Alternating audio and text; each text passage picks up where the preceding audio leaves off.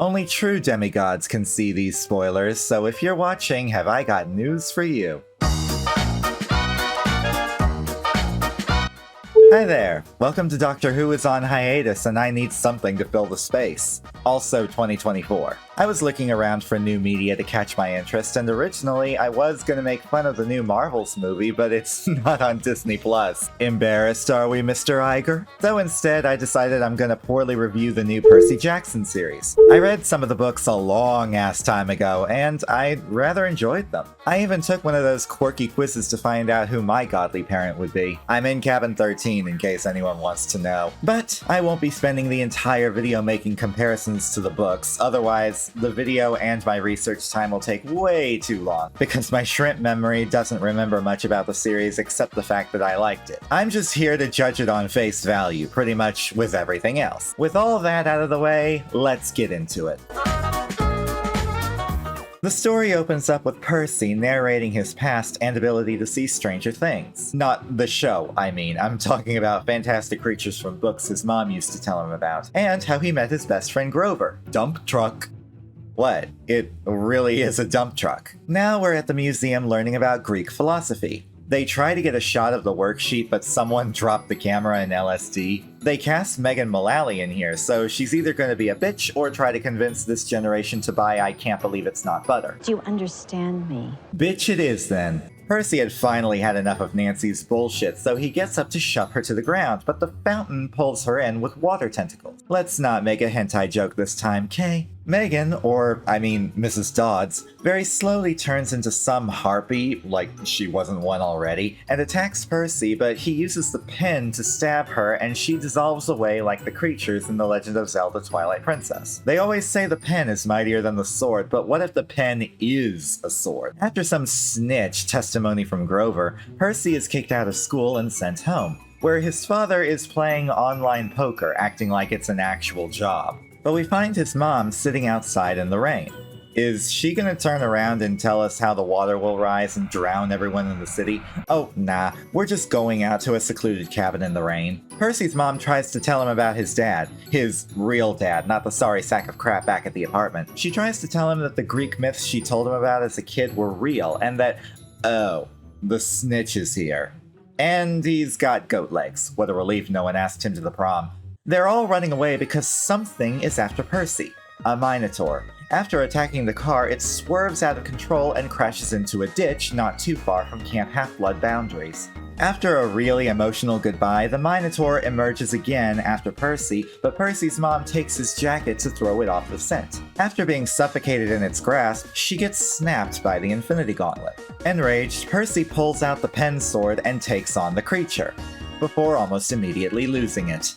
But he breaks off one of the creature's weakened horns and stabs at the creature goes down, and so does he. Percy wakes up the next day and meets Mr. D. They tell us that the D stands for Dionysus, but we all know it stands for Derek. He tries to trick Percy into getting wine for him, which he's not allowed to drink on campgrounds, but Mr. Brunner, or Chiron, ruins his fun to fill Percy in and familiarize himself with the camp. Unaware of who his godly parent is, Percy is placed in the Hermes cabin, for both Hermes' children and unclaimed half-bloods. We get this scene where Grover meets up with a group of satyrs called the Cloven Council. Yeah, Grover's a satyr. Did I forget to mention that? Clumsy me. So Grover reports to the camp leaders that Percy's mom didn't die like normal humans, she disintegrated like the monsters from their world, indicating Hades made a last-minute rescue attempt. But Grover isn't allowed to tell Percy about it. Hard cut back to the protagonist because he's more important. We learn that the camp has a reputation system called Glory. The better you are at things such as archery, sword fighting, and other group activities, the more people respect you, or at least leave you alone. It's basically just high school. Everybody at this camp has something they're good at. Luke, for example, is really good at sword fighting, the best we're told. Percy, on the other hand, is good at archery. Nah, I'm just kidding, he sucks. But he's bussin' at forging? Nope, he can't do that either. Well, at least we know he has a talent for being the only white kid in the entire camp. Before we even know what happens, Clarice and her gang of thugs pull Percy into the latrine to try and intimidate him into admitting, quote-unquote, that he made up the whole story about the Minotaur. He declines and the bullies try to swirly him into submission, which doesn't work. Instead, the water from the toilet bursts out and splashes the three of them and leaves Percy completely dry. You getting the hint now, Miss Thang? I'm Annabeth. Are you stalking me, Annabeth? Yes. Say hello to Annabeth, daughter of Athena. After watching this whole thing happen, she sees Percy as an asset to help her team win this game called Capture the Flag.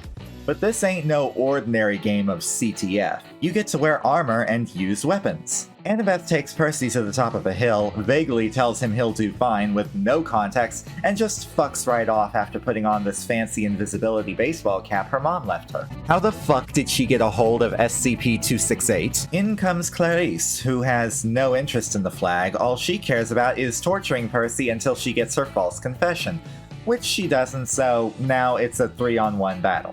They rough him up pretty badly, but Percy manages to break Clarice's Klingon pain stick before Luke arrives victorious with the rest of the team. Annabeth reappears after just watching Percy get knocked around, and then has the bright idea to push him into the lake, where his injuries start healing instantaneously. Percy, don't panic, but there's a fork thing threatening to impale your head. Mr. Brunner tells Percy that he has been claimed by Poseidon and is one of the forbidden children Luke mentioned earlier in the episode when he talked about how the three main gods, Zeus, Poseidon, and Hades, all made a pact they'd sire no more children because they'd be too powerful and pose a risk to the world, or even themselves if monsters got a hold of them. Which is how Luke and Annabeth's friend, Thalia, who was Zeus's broken promise kid, died. But wait! Here's the kicker. Poseidon claimed Percy to ask for his help to find Zeus's stolen lightning bolt, which Zeus has given Poseidon an ultimatum to return the bolt until the summer solstice in 1 week, or else he'll declare war of the gods or something catastrophic to the planet. Brunner and Derek assign Percy to go on this quest, and choose 2 of his friends to go along with him. Percy refuses at first, but in comes Grover with a very convenient incentive that Percy's mom was taken by Hades, who everyone suspects of stealing Zeus's lightning bolt. So now he's interested. It's official. We're going way down Hades Town, way down under the ground. The adventure begins and roll credits. Gotta say, I'm digging the Art Deco end screen. After all of that, I just noticed Mr. Brunner is a centaur.